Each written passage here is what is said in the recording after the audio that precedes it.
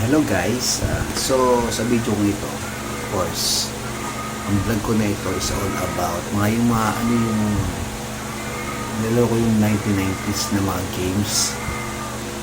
So ito yung guys, ito kasi yung ito yung actually yung dalawa ng anak ko na bunso. Ayun yung kasya na yun, pinakailan ko. So yun guys, ito yung nausong games nung 1990s po na ang tawagin po ay POG. Guys, ito POG.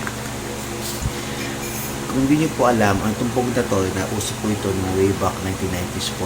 Nakasabay, ito yung pumalit po sa text, yung ginagano po. So ito yung pumalit. So kung paano siya nilalaro, ito ginagawa sa kanya. So pustahan yan, meron po siya na yan, parami po ng pusta ngayon. Meron po itong patok na nung araw po kasi may iba-ibang pato yan na PVC na plastic. So ang matibay talaga siya. So pag hinampas mo siyang ganito, at ano yung matanggal po kasi ginagawa ito yan guys. Ginagano siya ng simento.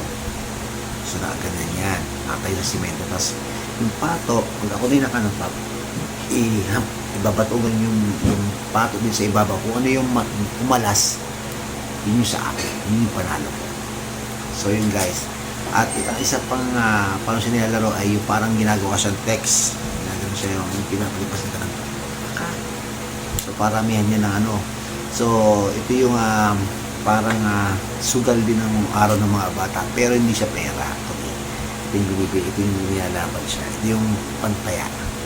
So iba-ibang karakter yan. Nung araw, ang nauso nung araw yung mga Power Ranger, yung character niya. Tapos meron din siyang mga yung Ghost Fighter,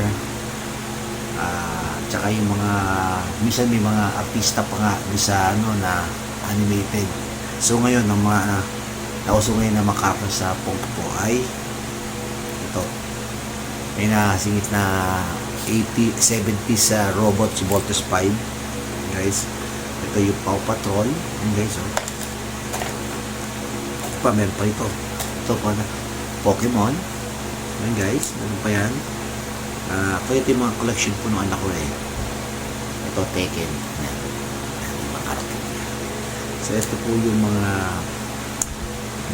collection po ng anak ko.